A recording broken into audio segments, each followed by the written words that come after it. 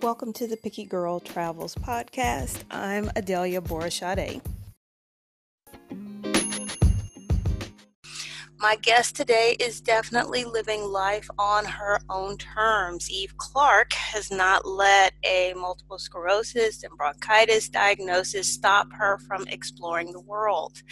Thank you for taking time out of your busy schedule to talk to me. Thank you for having me. I appreciate it. Now, you are currently in Indonesia, where you are living as an expat. I am. I'm currently, due to the current state of the world with this pandemic, I've been here in Indonesia for 3 months. And then prior to that, I've actually been living in Thailand for almost 9 months. I've got to ask, you're in Indonesia, so you obviously decided to stay abroad during the pandemic. You know, there was that window of time where the State Department was urging Americans to return. You opted to stay. Was there a particular reason you did? Oh, definitely. So, it's kind of a funny situation there. Actually, like I said, I've been living in Thailand since 2019, and we were leaving Chiang Mai is where my husband and I live, and we left Chiang Mai because of the air quality there is horrible. It's the worst air quality in the world for about 2 to 3 months, and we were just in the middle of it, what they call the smoky season, and we had already planned to travel for about a month or so prior to the pandemic striking. We got to a point where it was time for us to leave, and lots of places that we were scheduled to go, like Australia, Sri Lanka, Malaysia, all shut down. And one of the last places we were scheduled to go was Indonesia. And so we just made a quick decision, like if we don't go right now, we won't get out and we'll be stuck here. I have a lung disease called bronchiectasis. And so the air quality in Chiang Mai was making my life pretty miserable, as you can imagine. So we figured, hey, if we're going to be stuck somewhere, why not be stuck in Indonesia? So we spent a week in Jakarta and then came on down here to Bali, and we've been here ever since. So it's not a bad place to be stuck in a pandemic. Okay, so no regrets then? None at all. No, none at all. My bad. When I looked at the word, how do you pronounce it? Bronchitis? It's called bronchiectasis. It's a form of bronchitis, but it's a permanent form. Like bronchitis, you get it, it goes away. Bronchiectasis just never goes away. Okay, my bad for mispronouncing that. I looked at the word and I was like, I didn't think bronchitis was spelled that way. But then again, I was like, what do I know? Oh. No problem. It's so hard to pronounce even for myself sometimes. I usually just say, hey, I got a lung disease and leave it at that. It looks funny and it sounds funny all at the same time. Now, what's your expat story? How did you and your husband end up living in Thailand? We actually retired. My husband worked in IT, and I owned a construction company. And part of my illness was one of the reasons why we knew we had to leave, right? I have multiple sclerosis. In about 6 years or so, I became very, very ill and spent 6 months. Well, I spent a month in a hospital and 6 months in full-time rehab. And I knew then that, it was time for me to make other arrangements, that I didn't want to retire and live in America. I needed to live someplace else. And we decided that place will eventually be Costa Rica, but we wanted to do a little bit of traveling before we finally settle down. In Thailand is our first stop. How long had you, pre-COVID, of course, how long were you intending to stay in Thailand? We had planned to stay for about a year and a half, and then leave from there, go to Vietnam, leave from there, do Europe for about 6 months to a year, do some time in Africa for about 6 months or so, and then finally end up in Costa Rica. But I will tell you, Thailand is it's a magical place. It's quite beautiful there. Cost of living is just phenomenal. Healthcare is amazingly affordable there, so it's a hard place to leave. Definitely. I had at one time imagined possibly living in Thailand, but I can't do the heat anymore. Um, I'm originally from Houston, Texas, so I know hot and humid, but uh, Thailand was a whole nother level. It is. It's a different beast. I'm originally from Chicago, born and raised right outside of Chicago. But for the last 18 years, I've lived in Dallas, Texas. And so I'm no stranger to extreme cold and extreme heat. Thailand definitely brings you some serious heat. It really, really does. Now, you were quite the traveler even before you moved abroad, Mm-hmm. right? Yeah. Any Mm-hmm, I sure idea, was. any idea how many countries you've been to? Um, Over 40. I think about somewhere between 40 and 45. I was looking on your Instagram and I came across, I guess it was like a Throwback Thursday post of you on the Great Wall of China. Mm-hmm. Yeah, I've And been there twice. and it said in 1996, I was diagnosed with multiple sclerosis just after my 25th birthday. The neurologist, excuse me, told me that I would be a cripple forever. And I just believed that and spent the next 2 years rapidly declining. And one day I just changed my attitude about being disabled and actually began to get better and less dependent on your wheelchair and my wheelchair and my walker.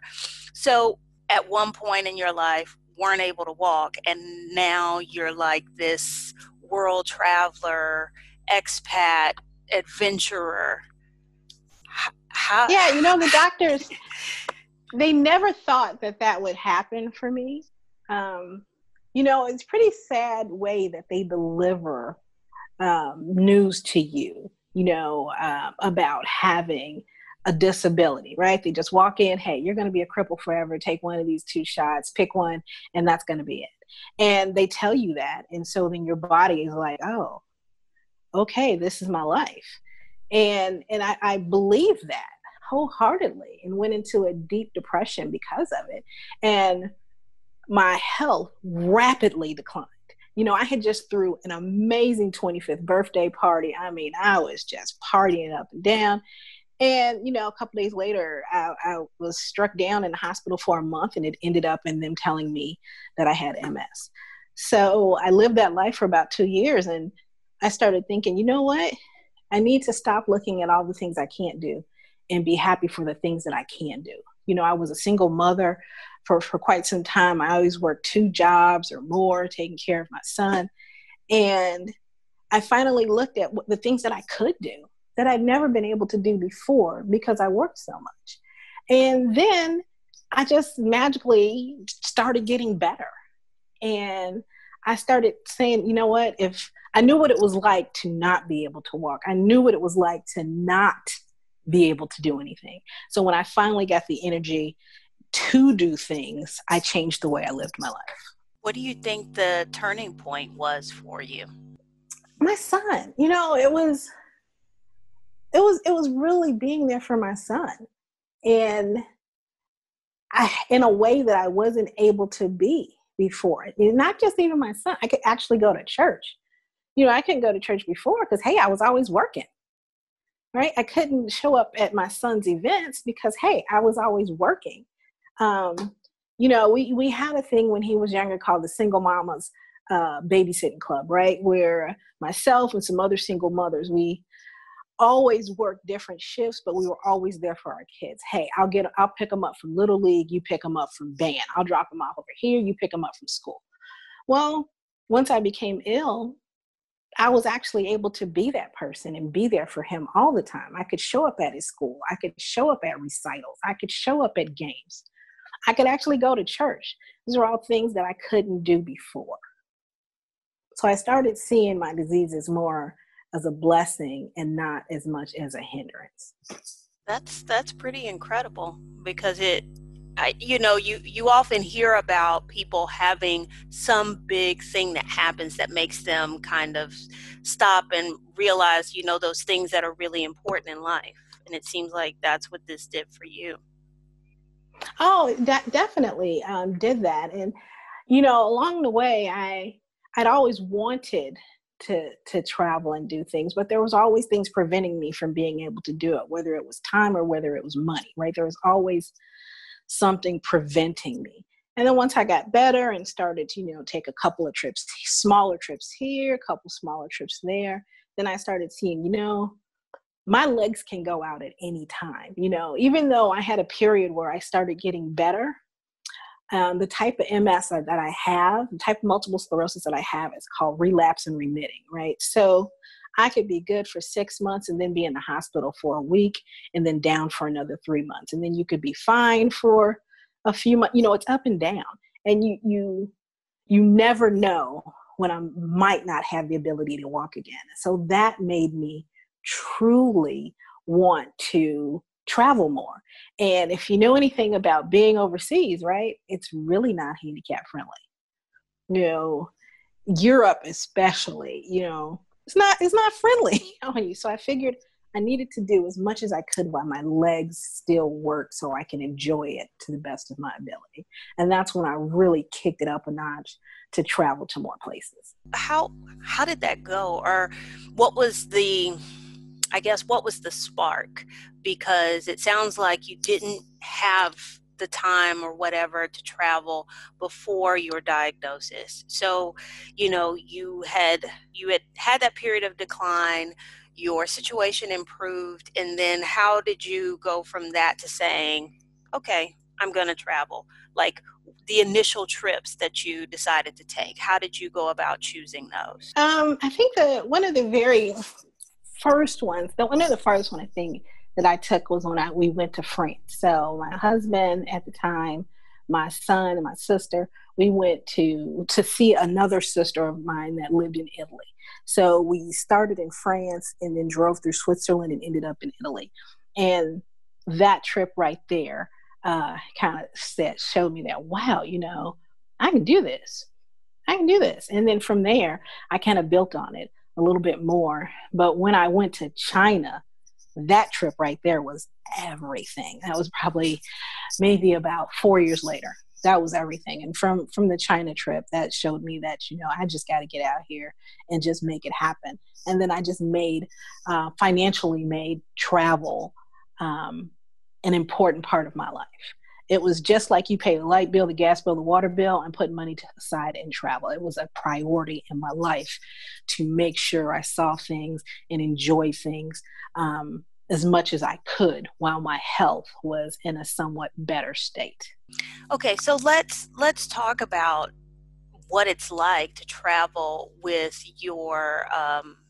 with the illness that you have. How does it impact how you travel?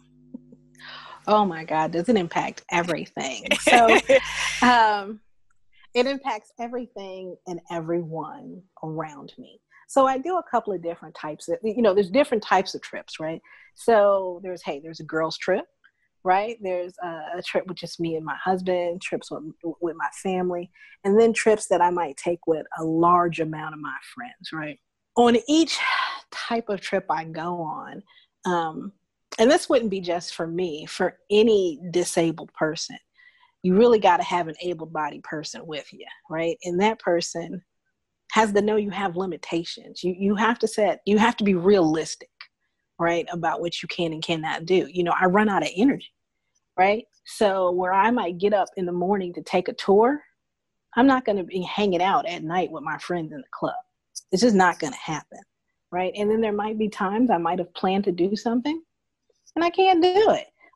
I did a trip to Paris with a group of friends, and one day I just couldn't leave my room. So I was like, hey, I've been here before, you guys haven't, so have at it. I was in Egypt once with a bunch of my family and friends, and one day we were on the part of the trip where we were on a Nile River cruise. I couldn't leave my room. It just happens. So you have to be with people that understand it, right? And sometimes I'm my own worst enemy. I want to do more than I really should. And I have lots of family around me like, hey, get in this wheelchair. You know, when I think I can walk, even though I can walk, there's lots of times where I shouldn't, where I should still get in a wheelchair. I think we were at Mount Nebo in Jordan once, and my nieces were behind me, and I was like, oh, I don't need to rent that wheelchair. I can make it. And they're like, yeah, no, she can't. And so while I was walking up the hill, you know, to get to the top of Mount Nebo, surely once I got up there, I couldn't walk down. And they knew it. And guess who had the wheelchair just waiting for me? They did, because they know me better than my own self sometimes. And then I travel a lot, of course, with my husband, and he is an amazing travel buddy. You know, a lot of married people can't travel together, not extensively, because, hey, I can be a little extra, quote unquote, sometimes also on top of everything. And my husband and I have a great travel style together. So the biggest part of that, to get back to your point, is how do you do it? You do it by being realistic in what your abilities are, being honest with the people that you're traveling with, and finally, research. I'm always researching the destinations that we're going to. So I know about public transportation. I know what hospitals are there. I know what happens if I lose my meds? Can I get some more, you know, in the country that I happen to be in? You know, it's one thing to travel in the States. It's a whole nother world to be disabled in any way and have health issues in another country, especially when you don't speak the language. So, and just being packed with patience. You just have to have patience. When I was looking through some of the pictures you have on Instagram, you know, I'm looking at like the gorgeous pools that you're floating in and that sort of thing. And that got me to wondering about, is there anything special that you have to do to find accessible accommodations? Oh my goodness. It is accessible accommodations is sometimes let's just say I've been surprised a few times on certain things. And when I traveled, of course, with a group of my friends to Bali last year, right? And I went with someone who she planned the whole trip. And I was just happy to just show up. But this particular trip, I was the last person to show up. I had traveled actually 51 hours to get there. Got there in the middle of the night, and guess what? It was steps, at least 15 or 20 of them, to get into the hotel, right? To get to the lobby, just 15, 20 steps. And then it was what had to feel like a half-mile walk to my room. No lie. It might have been a quarter mile, but I'm telling you, it was a long walk. And our room was like the closest to the lobby. But who would have thought that, hey, you know, she maybe can't walk down these stairs. What if I'd have been in a wheelchair? I wouldn't have been able to access this hotel at all.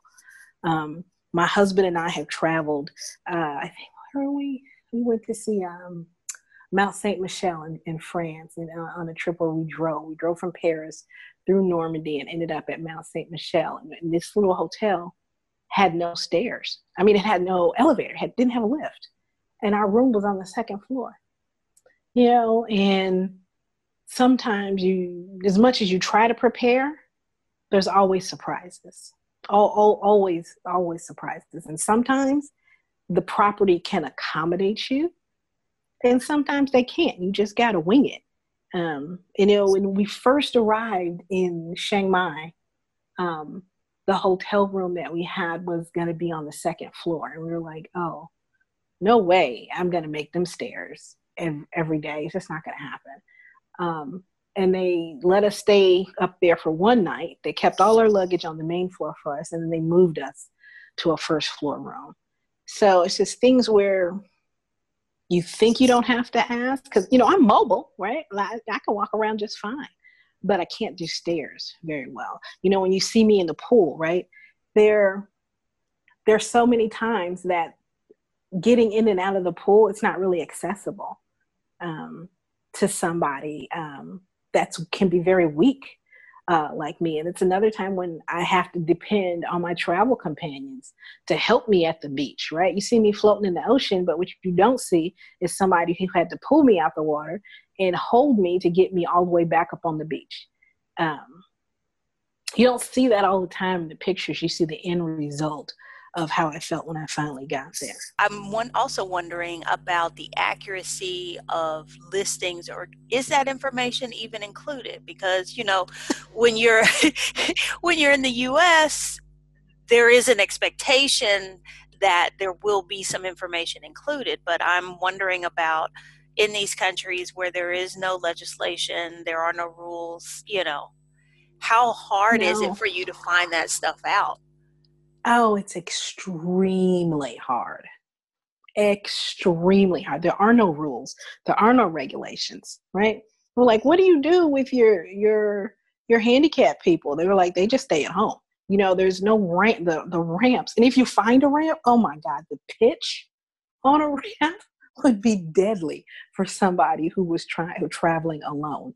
You know, where were we? We were in Vietnam, in Da Nang, and all of the hotels had like 20 steps to get into it. And not only did it have 20 steps, they decided that along the handrails, they would have flower pots, these huge flower pots from the ground all the way up to the top. So the handrail was not accessible. Even if I wanted to hold on to it to brace myself, I couldn't. I'm like, who thought of this? Like, you know, one, I can't barely get in your hotel. And if I get up the steps, you know, I have nothing to hold on to for safety. These hotels don't care.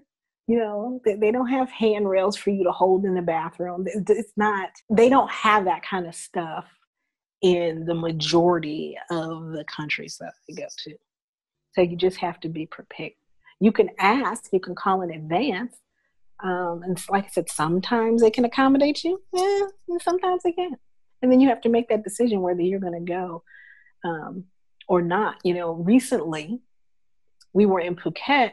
My mom came to visit right before we left in March. My mom came to visit, and she's nearly 90, and she walks on a walker. But we wanted to do one of those island tours, right? We wanted to island hop. Well, they actually carried her.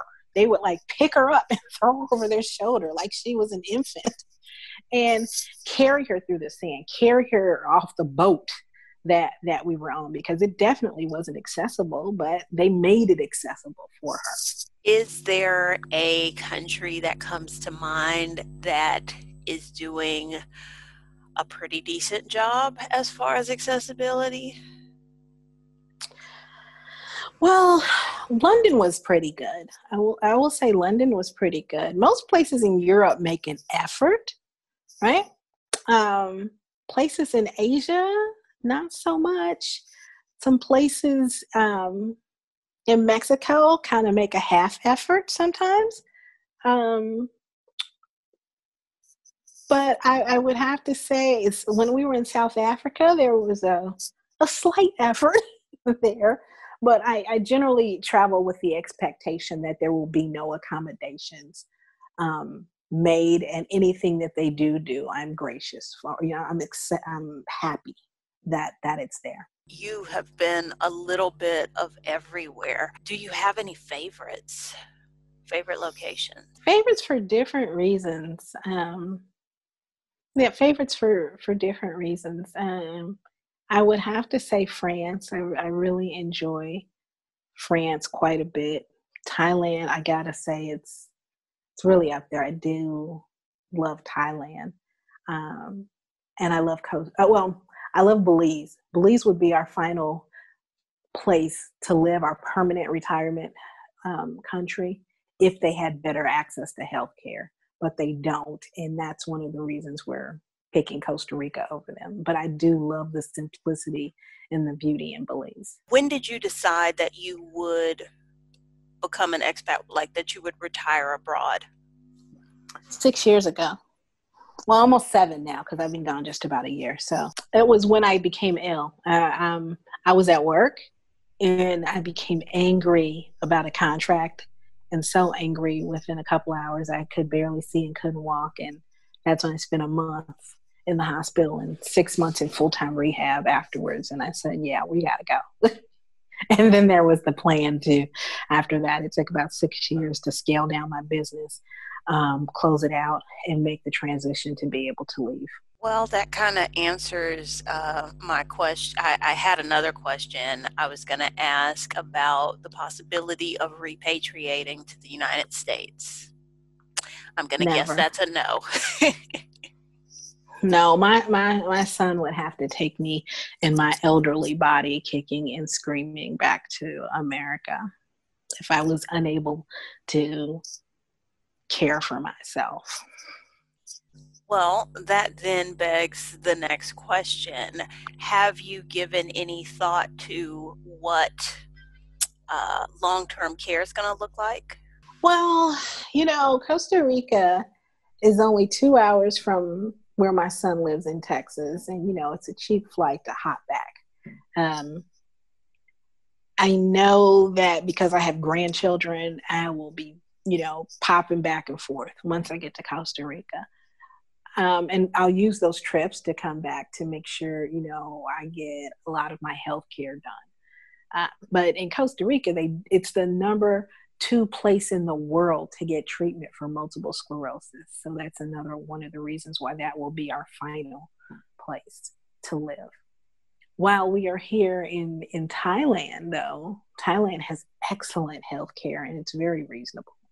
Um, in our planning for our travels, I saw all of my specialists before I left. I left with 6 months of medication on me. And then as people came to visit me, they would bring me 3 months more and then 3 months more.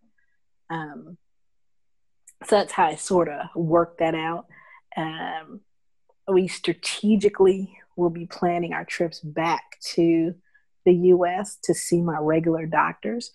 But for extended long-term care, I'm assuming that hopefully I will be able to live out my life in Costa Rica because they do have excellent health care. And like I said, it would have to get to a point where if I was completely alone, if my husband, let's say, had passed on or anything, and I ended up being completely alone with no family or anything there, or needed an extreme amount of care, then my son would probably make that decision to drag me kicking and screaming back to the USA.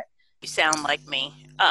That's pretty much my plan. Yeah, like I said, I planned for my health needs that I have. I needed some medication while I was here out in Thailand. I sent a message to my doctor.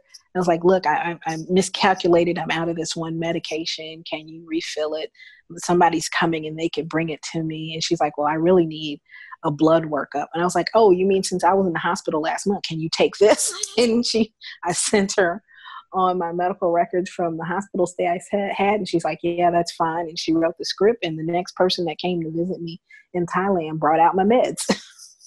So I think I will be fine in the long term. And if I did not have these particular health conditions, I would say, no, never will I come back. But I'm realistic enough to know that if my MS did ever become to a point where I was unable to care for myself and there was no one in a family way near me in Costa Rica, then I would probably have to come back to the US. As we are, I was going to say, we're not at the end of the COVID-19 pandemic. We're moving into a new stage of it, I believe. When the borders start to open, what is your plan? Will y'all stay and hang out in Indonesia? You're going to head back to Thailand? Oh, we'll definitely head back to Thailand. And in fact, we've been looking into that now. Like if Thailand doesn't open up right away, we might pop over to Vietnam. Like our year is up in Thailand now. And we were already scheduled to be in Vietnam for a year. So we would just go there and have our things sent to us. As an aside, what kind of visa are y'all doing in Thailand? Well, in Thailand, we just had a tourist visa. Reason being, one, they changed the retirement visa rules right when I got there, right? which wasn't that big of a deal for us because every month or every other month nearly, we leave. We always leave and are going to other countries, right? So we'd be there for 30 or 60 days on a tourist visa, leave and go to wherever the next place we were going to and get a 60-day visa in that space. And then come back, you get extended for 30 days, and then we'd be off to go someplace else. So it was never a big deal for us because we were always going to other countries while we were there. Gotcha. In Vietnam, on the other hand, one of the reasons that we picked Vietnam for the second place to go to is that there's a year-long visa that you can get, and it's very inexpensive.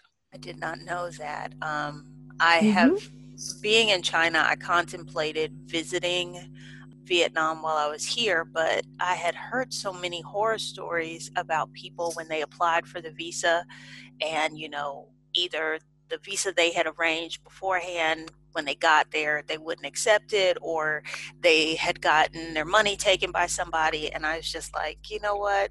That's okay. But No, I have multiple friends there with visas in Vietnam that they've gotten within the last 3 to 6 months with no problem. Very simple, easy process. It'll probably To deal straight with the government and not like a visa company. Okay. Literally, it's easy to just go to the government's website, apply for it, send your forms, show up with the paper, get it stamped, pay your money, and right on through. Do you have any advice for someone who might be either newly disabled and wanting to travel, or somebody who's, had some issues and they've kind of thought that maybe they could not travel? Travel is available for everyone of nearly every disability, unless you're to the point where you are tethered to machinery and a hospital bed, you can travel. Right? There's always some way or some form for you to travel. So one, it's knowing your disability, knowing your limitations, and research, and start off slow. Don't just hop to the other side of the world on your first couple of trips. Do some in-state things, then hop over another couple of states, then maybe do some things in the Caribbean, and then maybe go to Europe. Take some baby steps on it. And know your partner.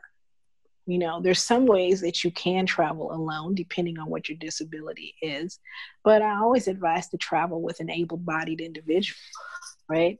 And you got to know that person's limitations too. You got to get a good travel buddy. That sounds like good advice. So, if somebody wanted to keep up with you and your travels, how would they do that? They can do that on my Instagram. I try to be pretty good about showing on my Instagram the way I travel, how I travel, funny things I run across for disabled individuals when I'm traveling. And I think my Instagram is disabled.diva.travels. It's an open forum, so I accept any and all people. Thank you so much for squeezing me in to your busy schedule. Thank you. I was happy to be here. I'm happy to get the word out to bring awareness to the fact that just because you're disabled doesn't mean that you have to sit back and watch other people travel. There's all forms. I got a cane, a walker, a wheelchair, and a scooter, and whatever it takes to get me to where I need to go, then I'm just going to do it. But what I'm not going to do is just sit back at home and do nothing. There's just too much of the world out there to see that is available for you, no matter what your ability level is. One of the reasons I wanted Eve to share her story with y'all is because it can be easy to get stuck on all the reasons why we can't do something. Physical barriers, mental obstacles, even financial reasons, that keep us from doing those things that we've been dreaming about, those things that have been calling us.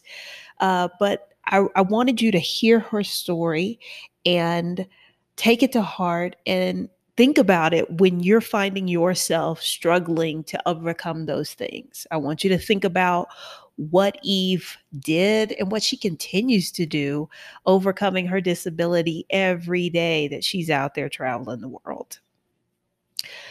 Thanks again, you guys, for your continued support, sharing the podcast, leaving reviews. To those of you that have become a patron and who are financially supporting the podcast, thank you. I have put a link in the show notes, or I put a link to the show notes in the description. Remember that you can leave me a voice message. If you've got questions or you got comments, I put a link to that as well in the description. And until next time, I'll see y'all.